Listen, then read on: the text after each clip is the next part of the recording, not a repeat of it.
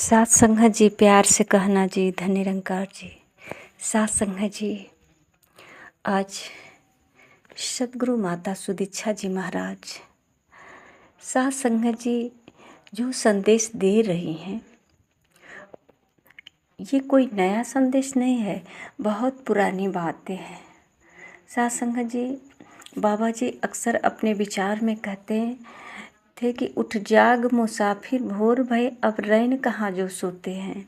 सात संगत जी, इस मानव जीवन को भोर कहा है कि अब सवेरा हो गया, अब प्रकाश निकलने वाला है, अब सब कुछ दिख रहा है। यानी मनुष्य का जीवन जो है चैतन्य है, इसमें सोचने समझने की शक्ति है और समझ सकता है कि मुझे अज्ञानता में रहना है या ज्ञान प्राप्त करना है, अंधेरे में रहना है या उजाले में रहना है, या किसी और को अंधकार में रखना है या स्वयं को अंधकार में, इस तरह का विचार कर सकता है।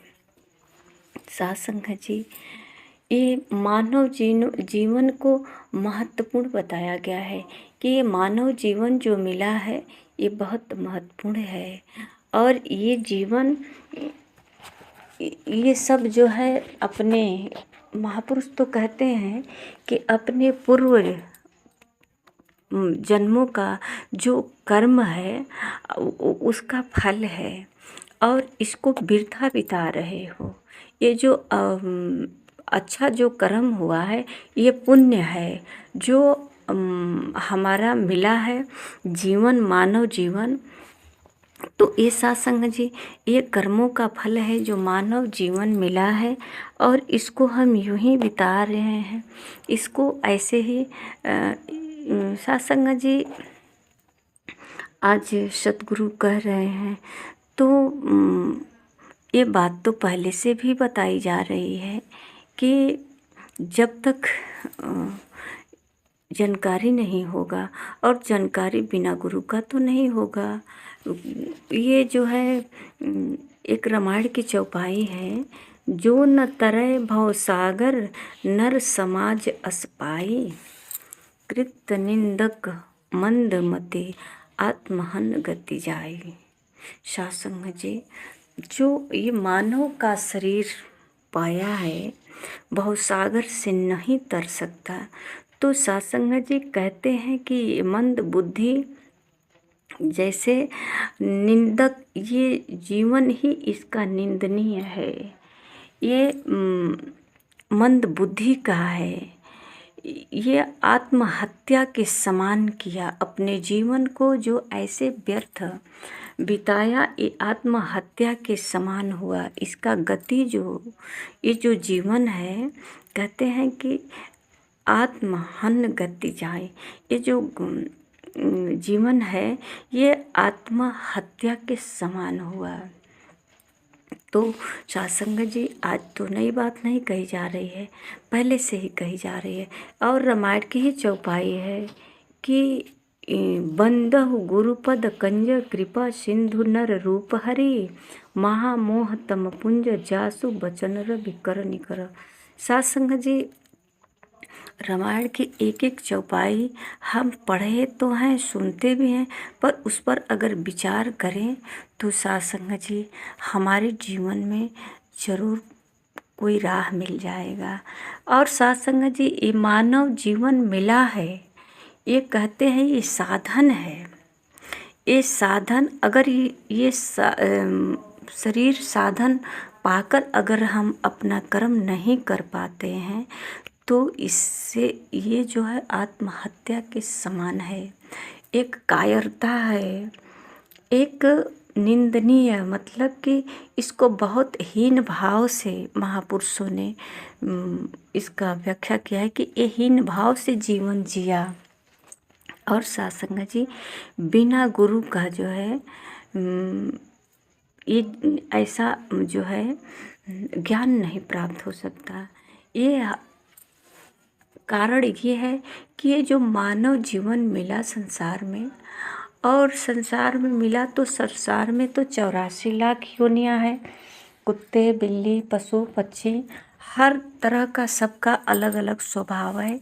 ये समाज में भी, नर समाज में भी सबका अलग सोच है, स्वभाव है, सबका अलग विचार है, चाल चलन है।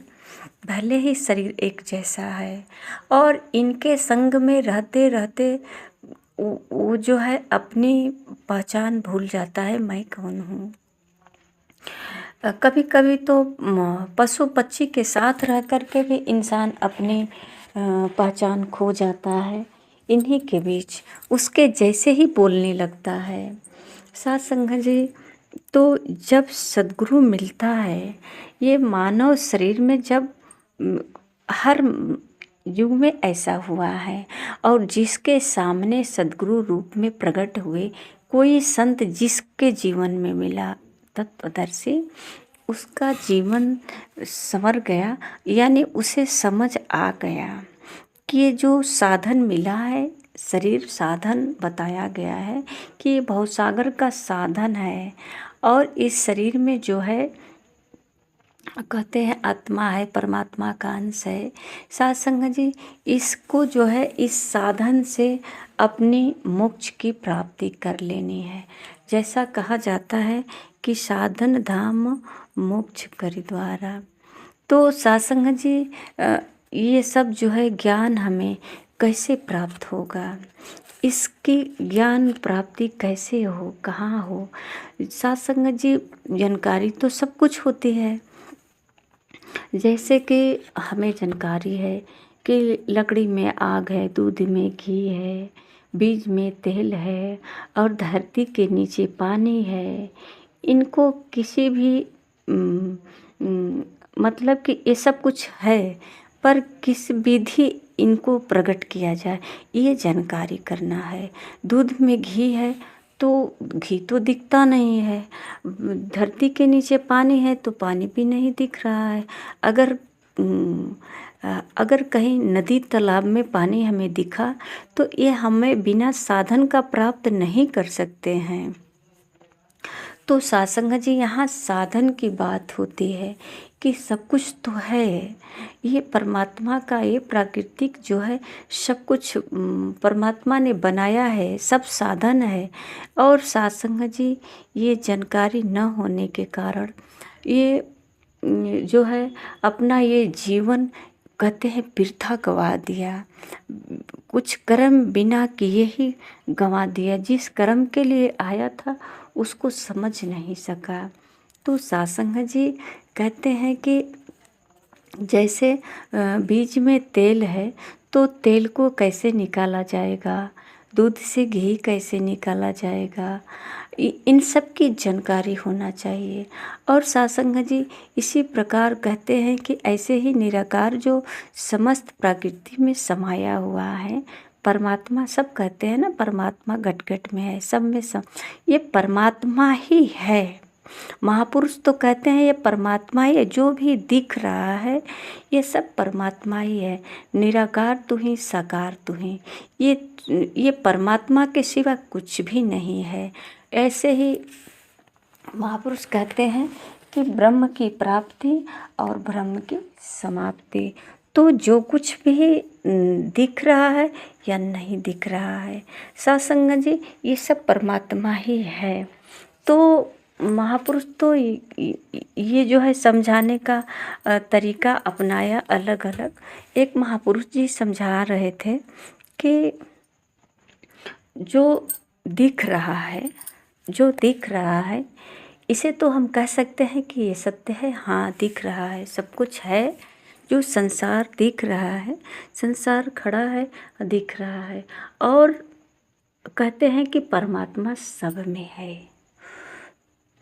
तो फिर ये परमात्मा है, इसे समझने की बात कहते हैं। इसे मनन करो, विचार करो। और सत्संग जी, ये निराकार सब में है, पर हम कैसे इसे समझें। तो कहते हैं जो सद्गुरु के द्वारा ब्रह्मज्ञानी संत अगर मिल जाते हैं तो परमात्मा को कैसे प्राप्त किया जाए, ये विधि बताते हैं। एक नानक जी का है दोहा, कहूँ नानक गुरु बिनु नाही सूझै, रहे हरि साजनों सबके निकटे खड़ा। ये परमात्मा को जो है हर मतलब कि साजन कहे हैं। ये कहे हैं कि साजन सबके निकट खड़ा है, पर किसी को सूझ नहीं रहा है और न कोई पहचान पा रहा है। एक रहीम जी का भी दुआ है कि रहीमन पाहन नीर में भीजे पर सीझे नहीं, ऐसे मूर्ख जान बूझे पर सूझे नहीं। सत्संग जी कहने को तो एक गैया बछिया चराने वाला भी कह सकता है कि ये बाबा ठीक नहीं, ये कथा कहने वाला ठीक नहीं, ये सब वो सब ढोंग बता देगा, जैसे मानो उसे बहुत काफ़ी ज्ञान है। उसे कैसे पता चला कि ये सब ढोंग है? क्योंकि वो अपनी बुद्धि से उसकी बुद्धि उसका विचार नहीं मिलता है, तो कहता है ये सब झूठ है। तो सत्संग जी जहाँ तक जिसका समझ होता है उसे सत्य मानता है। तो सत्संग जी रहीमन पाहन, पत्थर जो है पानी में होता है, भीगा रहता है, गलता नहीं है। इसलिए इसी तरह कह रहे हैं ना कि ऐसे ही हैं कुछ ऐसे जो नासमझी में कह देते हैं, अज्ञानता में। परमात्मा पास है, परमात्मा घट घट में है, पर परमात्मा को कभी महसूस नहीं किया। परमात्मा पास हैं। सत्संग जी ये संत महापुरुष हमेशा जो है यही समझाने की कोशिश की है कि परमात्मा हर जगह है, तो फिर परमात्मा को प्राप्त किया कैसे जा सकता है। सत्संग जी संसार में ये मन मन के अंदर जितनी संसार में बाहर हलचल है, उससे कई गुना हलचल मन के अंदर है। तो सत्संग जी ये मन के अंदर हलचल जो है, इसमें हम खुद को कैसे पहचानें? और अपनी पहचान की ही बात कही जाती है, अपनी जानकारी कि तुम कौन हो। जब ये सतगुरु ये मानव रूप में संसार जी लिखे हैं अपनी बाड़ी में कि प्रभु मानव की ओढ़ चुनरिया सतगुरु बनकर आता है। ये सतगुरु का रूप धारण करके जो है मानव का ही तो शरीर होता है, जब सामने खड़े होते हैं एक आईना के भांति, एक आईना के भांति जैसे आईना हमारे सामने होता है, तो सत्संग जी जब हम आईने में खड़े हो जाते हैं तो पूरा अपना चेहरा दिख जाता है, क्या आँख में क्या है, अपना जो है सब पूरे फेस को देख लेते हैं। तो सत्संग जी अगर कोई दाग धब्बा होता है, बाल वगैरह सही से हम कर लेते हैं, अपना कपड़ा वपड़ा सब देख लेते हैं। तो सत्संग जी इसी प्रकार जब सद्गुरु सामने आ जाता है तो सद्गुरु हमारे आईने के समान। आईने में तो हम केवल चेहरा देखते हैं, अपने शरीर को, ऊपर ये पांच तत्व का जो बॉडी है इसको देखते हैं, अंदर के अंतर मन को तो आईने में नहीं देखा जा सकता। पर सत्संग जी जब संत के सामने खड़े होते हैं तो संत का जो कर्म होता है, जो संत का भाव विचार होता है, जो मन निर्मल होता है, जो इनके अंदर दया का गुण होता है, इनके परोपकार का जो भाव होता है, वो भाव अपने अंदर नहीं होता है। ये दिख जाता है कि ये शरीर तो हूबहू हमारे ही जैसा है, दोनों का मिलता जुलता है, पर गुण नहीं मिल रहा है, स्वभाव नहीं मिल रहा है। तो सतगुरु अपना गुण जो है उसे एक जो है गुरु शिष्य का यहाँ जो है रिश्ता बनाया जाता है। तो सतगुरु जो है उसे अपने अंदर जो प्रकाश है, जो गुण है, वो उसके अंदर उड़ेल देना चाहता है कि ये भी प्रकाशित हो जाए। इसे जानकारी नहीं था, अभी तक ये भटका हुआ अंधकार में था, अज्ञानता के अंधकार में था। तो सत्संग जी उसके अंदर ये गुण भरना चाहते हैं कि ये जो तुम्हारा शरीर है ना मानव का, ये मानव का शरीर है, इसके अंदर ये गुण होना चाहिए, करुणा होना चाहिए, दया होना चाहिए। तुम्हारे अंदर बिल्कुल ऐसा सोच न हो जिससे किसी का नुकसान हो। ये मानव जीवन जो मिला है परोपकार के लिए मिला है। ये जो यात्रा करके ये जो तुम्हारा सफ़र है, यात्रा है, इसमें कितनों को जो है दुख दिया है और कितने को सुख दिया है। ये जो है विचार करें कि हमारे वजह से किसी को तकलीफ़ तो नहीं पहुंची। ये जीवन जो मिला है सिर्फ परोपकार के लिए मिला है। साथ संगत जी, इंसान जानवर से डरते हैं ना, जानवर से डरते हैं, पशु पक्षी से डरते हैं, पर इंसान से क्यों नहीं डरने की बात कही जाती है? क्योंकि इंसान के अंदर इंसानी गुण होता है, सोचने समझने की शक्ति होती है। तो सत्संग जी, अगर वो विवेक खो जाता है इंसान इस संसार में, क्योंकि जन्म से कोई बताने वाला नहीं मिला, सिर्फ हमें संसार का ज्ञान मिला कि खाया पिया क्या चाहिए, मतलब संसार की वस्तुएं प्राप्त करने की बुद्धि ज्ञान मिला।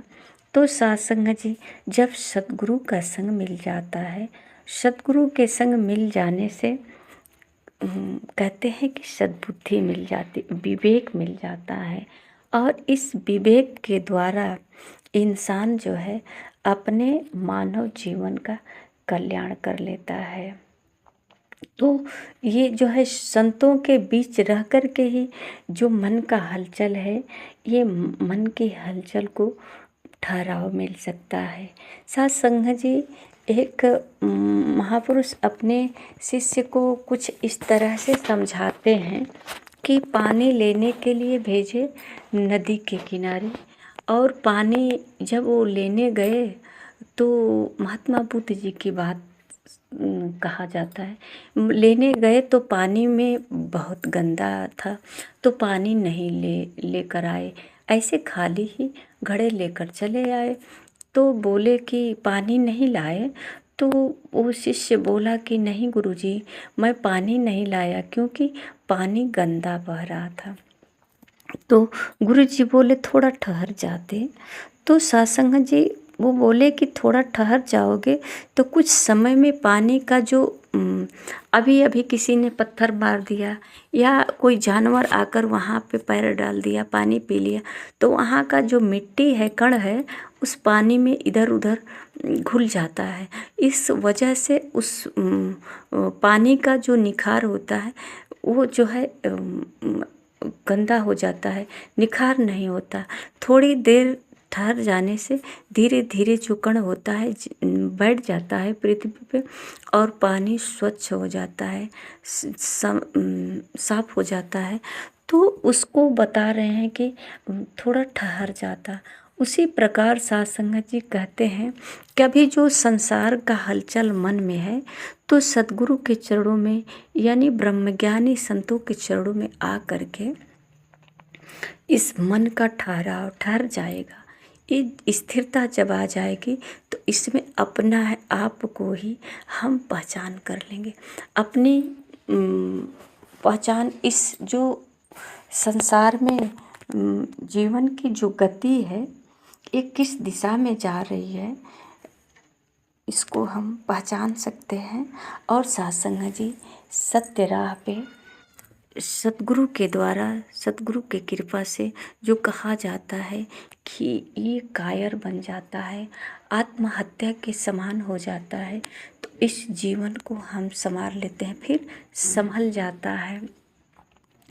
और सत्संग जी, ये जो भाग दौड़ की जो ज़िंदगी होती है, ये तो शरीर से भाग दौड़ होता है, पर इससे कई गुना मन भाग दौड़ करता है।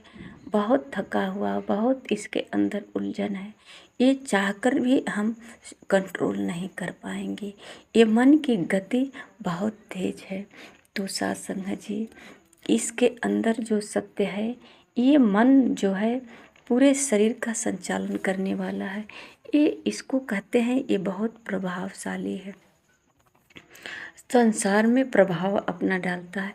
तो सत्संग जी, जब सतगुरु के द्वारा ब्रह्म ज्ञान प्राप्त होता है, तो इसके अंदर जो कहा जाता है कि